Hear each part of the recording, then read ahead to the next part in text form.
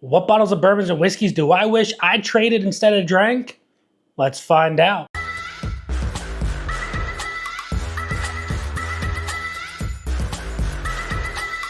What is going on, everybody? Nathan here with the Everyday Drinker. Everybody has a brand new video. Today, we're going to go over the bottles of bourbons and whiskeys that I wish I traded away rather than opened up to enjoy for myself. These are not all going to be bad bourbons or whiskeys. No, rather, they're mostly going to be great bottles. But I would have rather had the return of investment rather than the ingestment of these bottles. And for that fact, I want to know what bottles of bourbons and whiskeys you would have rather traded away and rather had gotten the secondary value of those bottles or traded it for another bottle that you personally would have rather had. Now, without further ado, let's get into bottle number one. And that bottle is going to be one that I picked up a while back, and I wish I held on to it because they don't make this bottle anymore.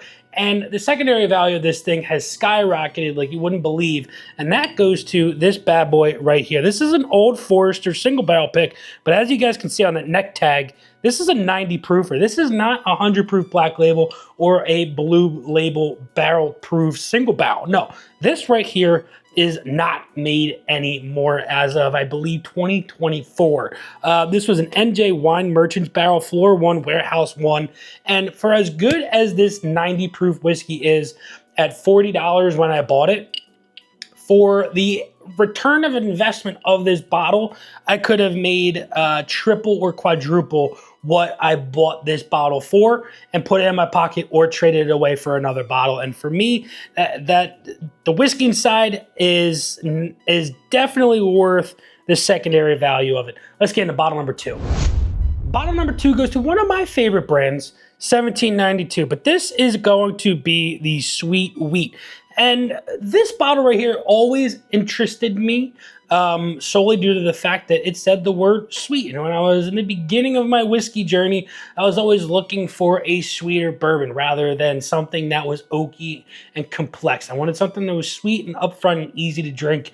And this is exactly what this bottle is. But, you know, when you can buy it for 40 bucks and sell it for 120 on secondary market or trade it away for something that's a little bit higher proof and just a little bit better of an experience, I wish I had done that back in the day when I picked this bad boy up. But nonetheless, we have it on the bar. It's not the best wheated bourbon out there whatsoever, by far, but for 40 bucks, can't go wrong with it. I think it's coming in, it's 91.2 proof. Is it the best bottle out there? Absolutely not. I wish I traded it away and got something different. Let's get into bottle number three.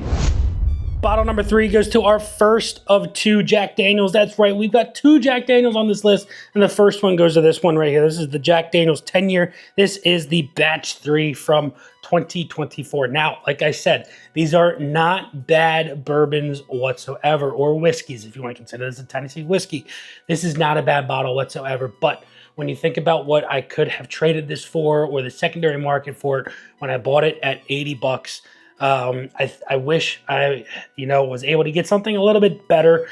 Comes in at 97 proof. I do prefer the 12-year over this one, and the 2025 14-year is absolutely incredible and knocks this thing way off of the mountaintop. It wasn't even on a mountaintop, but nonetheless, Jack Daniel's 10-year, at 80 bucks when you could have traded it away at 140, 150 bucks, I think that there are better returns of investment for this bottle. Let's get into bottle number four. Bottle number four goes to Weller 12-year, and this is my least favorite Weller offering. As much as you guys know, I don't like the Special Reserve Green Label. I think that the Green Label Special Reserve is better than this bad boy right here. Coming in at 90 proof, it's a wheated bourbon. I think that, that bottle up there, the Van Winkle Lot B 12-year, is 10 times better than this right here. This is, for me, it's so light, it's just not worth it whatsoever. Got this bottle for, I believe, $65 or $75. I can't quite remember when, but I could trade this bottle for, I think it's 185, 200 bucks on secondary market. Get so many different better bottles than this one right here. But the word Weller, the name Weller, the lore behind it, got to catch them all kind of thing. Back in the day when I was first starting this thing, it didn't even cross my mind on what else I could have got for this bottle. And I hope that you guys don't make the same mistakes that I do with some of these. This is one of those bottles that is not good and definitely well worth the trade, in my personal opinion. But let's get into the next bottle I wish I traded away. Before we get into our final 3 bottles, though, that are absolute heavy hitters, I need to let you guys know that we are doing our next barrel pick, and it is with my friends over at Cedar Ridge. And it's in one of these 2 bottles right here. And I can't wait for this to drop because it's going to be an absolute banger. And I can't thank you guys enough for the love and support for making me want to do these things for you. So check out that link out down below for the Patreon. This is going to be a $60 bottle at MSRP plus shipping, but you don't want to miss it. And it goes out first for the Patreon. So check that link out down below. But let's get back to the video.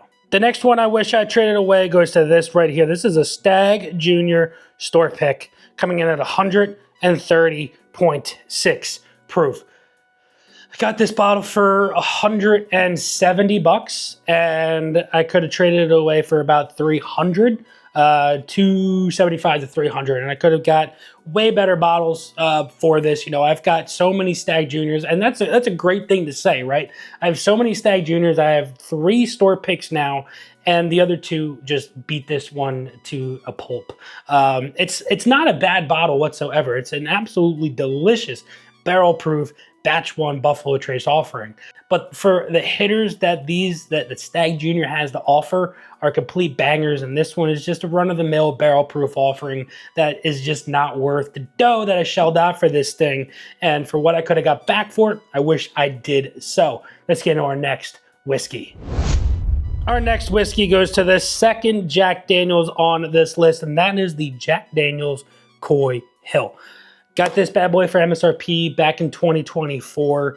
The lure and the hype behind Coy Hill from what the previous releases had going for them, you know, I think they were 9 or 10 year, but you're getting hazmat. You're getting some absolute banger bottles coming and barrels coming from the Coy Hill warehouse at Jack Daniel's. And this is a great bottle. But as you guys saw in the previous video, we did a comparison with this and the Jack Daniel's 14 year. And I wish I held on to this bottle, didn't open it, you know, because last year we had rumors of Jack Daniel's 14 when this was dropped. I wish I held on to this bottle to trade this away for a Jack Daniel's 14 year, because for me, that is just leaps and bounds better than this. And that does not go to say that this is a bad whiskey whatsoever, because it's not. It's a great, great bottle of whiskey, and you can't go wrong with it whatsoever. So if you have one, good kudos to you, because at, you know, I think it was $90 or whatever at MSRP, a great, great bottle. But there are better bottles out there, and this is just one of those bottles that I wish I traded away. Let's get into our last and final bottle I wish I traded. Our last bottle that I wish I traded away goes to my most expensive bottle, and that is going to be the Willett Purple Top. This is a 129.6 proof 10-year Willett Purple Top. It is a shorty, as you guys can see on that black back label there. Bottle 52 out of 71.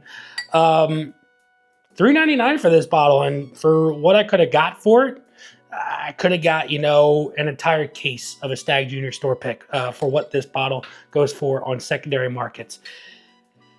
We did a video back when I got this bottle last year for my best bottle of bourbon or whiskey on my shelf. And this right here won that competition. This won the best bottle of bourbon on my shelves. And that was a complete blind. I had absolutely no idea what I was drinking at the time. And it just went to show that I was, you know, thankfully a $400 bottle won the best bottle of bourbon on the shelf. But that might not have happened for everybody. But that also doesn't go to show that, you know, the whiskey inside of it is not $400. It's a great bottle. But is it $400 worth? I personally don't think so.